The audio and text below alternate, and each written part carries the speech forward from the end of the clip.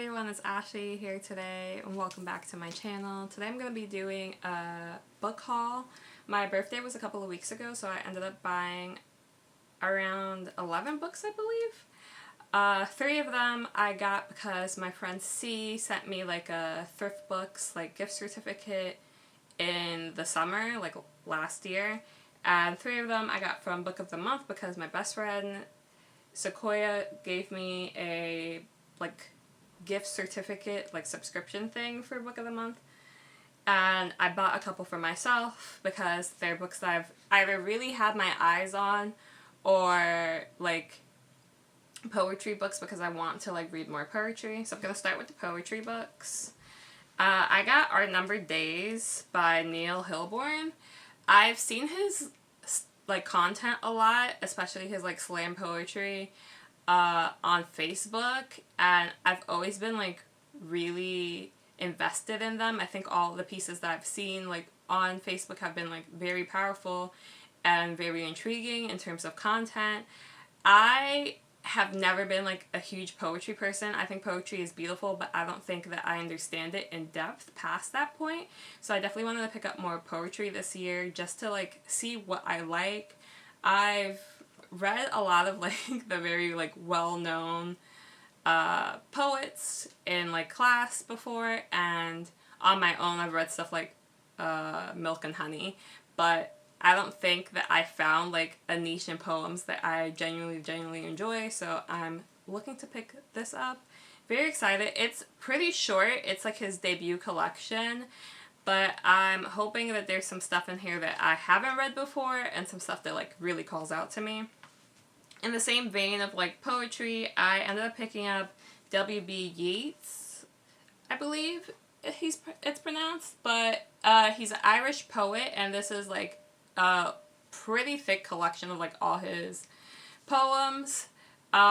This copy that the Strand sent me is like a little wonky. I don't know if you could tell. There's like pages in between that are longer than the rest, so they like cut it incorrectly at the factory, my mom said. But I picked this up because Noelle from like BookTube, she brought this up and she had actually like quoted a piece of like his work, and I thought it was like gorgeous, so I immediately wanted to pick this up. One of my friends, Kaylin, and I always like say that we want to like buddy read poetry together because she is like a like very big fan of poetry. And my friend Sequoia, again, she like is an English major and an English professor, so poetry is something that she frequently posts, so I want to get into it for both of them as well. And I'm hoping that this like is a really good starting point for both like classic literature but also literature that I might enjoy. The next 3 are books that I got off of thrift books. The first one I actually read during the historical romance readathon in January, and that's The Madness of Lord Ian Mackenzie. I absolutely adored this book. I enjoyed Ian as a character. I loved his relationship that like unfolded in this book, and I just like enjoyed his whole family dynamic during this book. In the back it says, it was whispered all through London society that Ian Mackenzie was mad, that he spent his youth in an asylum, and that he was not to be trusted, especially with a lady. But it actually turns out that he was put in an asylum because his father at the time, and like his family and society as a whole, didn't understand the fact that he actually is on the autism spectrum because it's the 1800s. And the depiction of autism is like very well done in this book.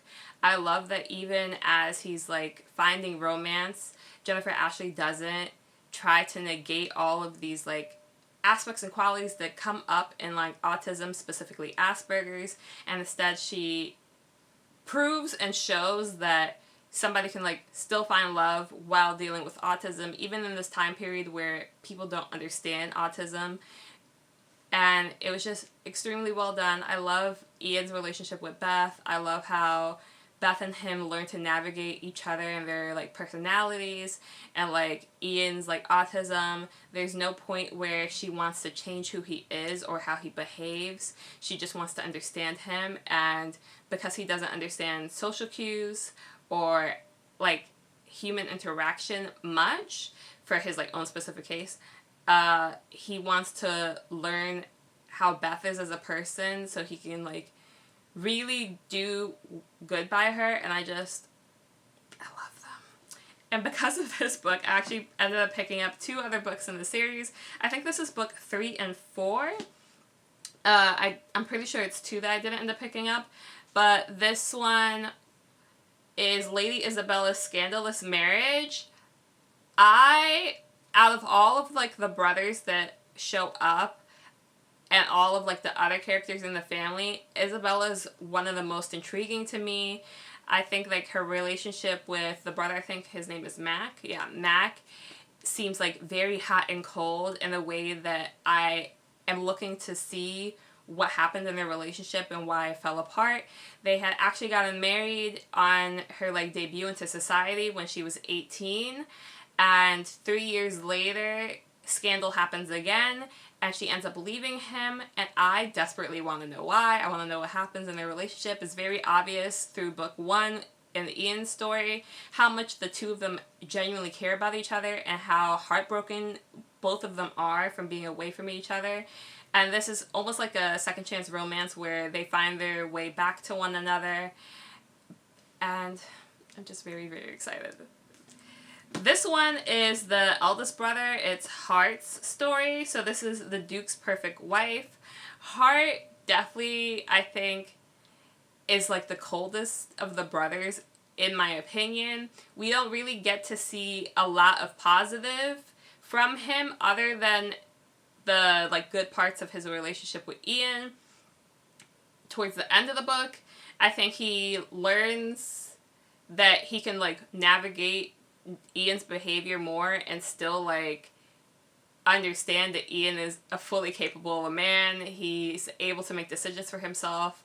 He definitely was seeing Ian as like not only his baby brother, but almost believed that something was wrong with him and he wanted to fix everything and make decisions for Ian. So I think that it's going to be really interesting seeing his love story, just because he now has that like weight lifted off his shoulders where he knows that all of his brothers are going to be all right, and it's going to be his like time to shine and find love. So I'm really enjoying this. This also might be a second chance romance. It says that Lady Eleanor Ramsay is the only one who knows the truth about Hart Mackenzie, and she was once his fiance and is the sole woman to whom he could ever pour his heart out to. So this is going to be like very interesting to me as well.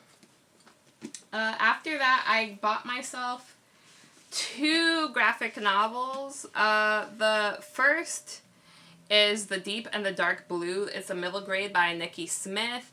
This book has been on my radar for the longest. I actually saw this on Book Talk on TikTok, and I really love that this is like trans representation for like children, especially like middle grade, when kids start to really come into their own and like understand their identities more and more.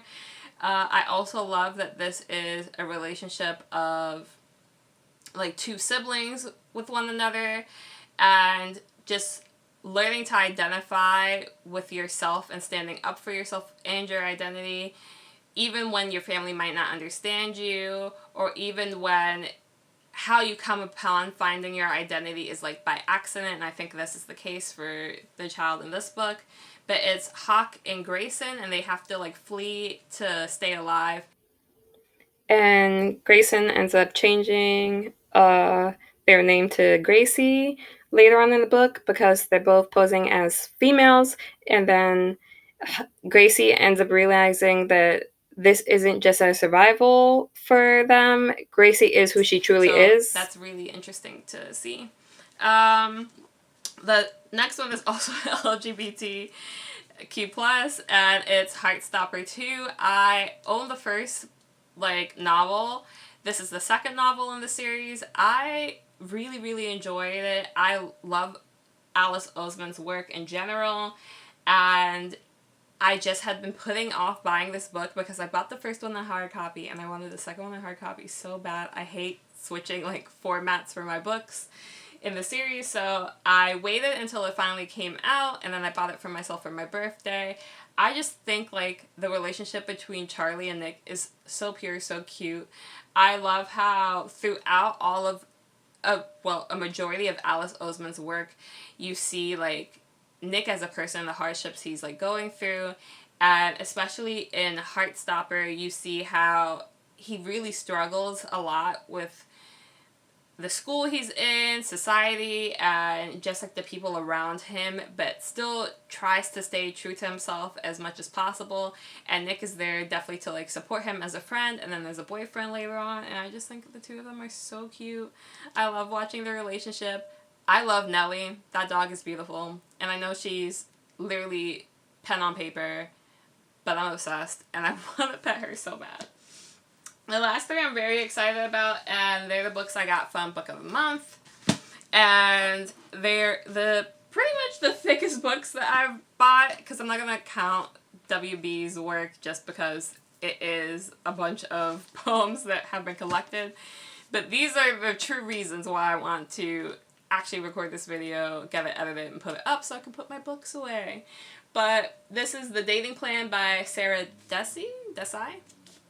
And this is basically a fake dating trope from what I read.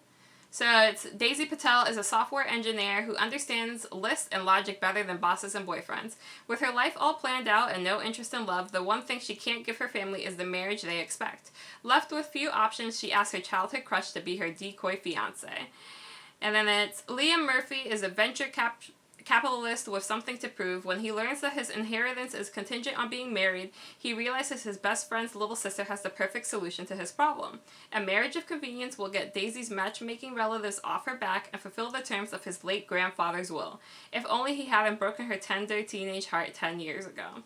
So many tropes I love in romance. We have fake dating, marriage of convenience, and just almost like second chance romance also thrown in there, and definitely, and one of my faves, like best friends, little sister, best friends, like brother, things like that. I love, and this is in here, so very excited. I stated in my like goals for 2021 that I definitely wanted to read more classical like literature and stuff that I just hadn't gotten a chance to read in like my educational experience. So I picked up these Violent Delights because that is supposed to be a retelling of Romeo and Juliet, and I have never read Romeo and Juliet. I just have read so much of Shakespeare's work, but it's nothing that I've picked up and nothing that I was like supposed to read in school.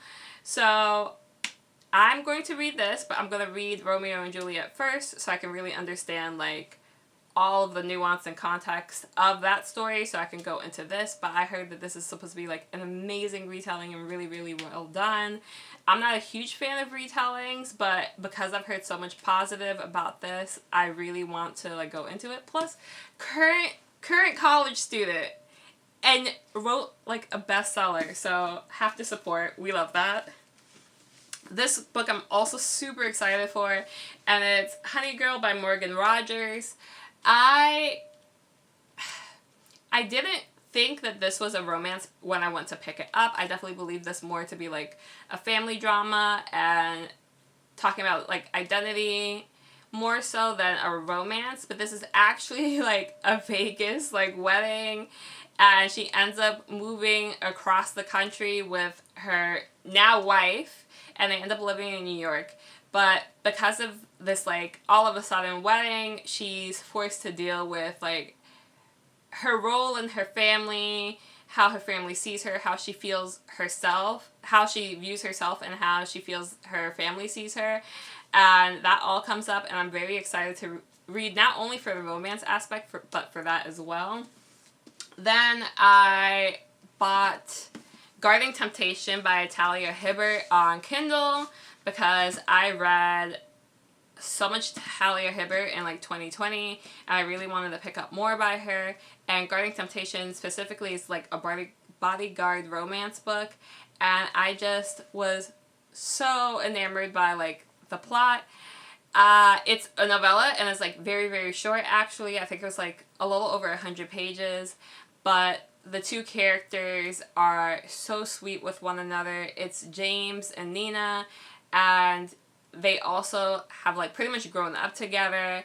James is Nina's older brother's like best friend, and while her older brother's away, pretty much like in the United like forces, I believe, James is supposed to like take care of Nina, and they actually end up growing very, very close. They're like best friends, and then both of them realize that they're in love with each other, but they're afraid to tell one another for different reasons. And watching unfold was just like so sweet, so perfect, and I love them as a couple, so it was like really enjoyable. But that's all the books I bought for my birthday.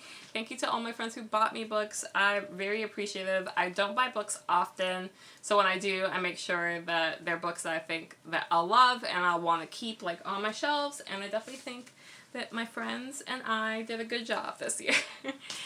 But I'll have this up as soon as possible, and I hope you guys like want to pick up any of the books I talked about today.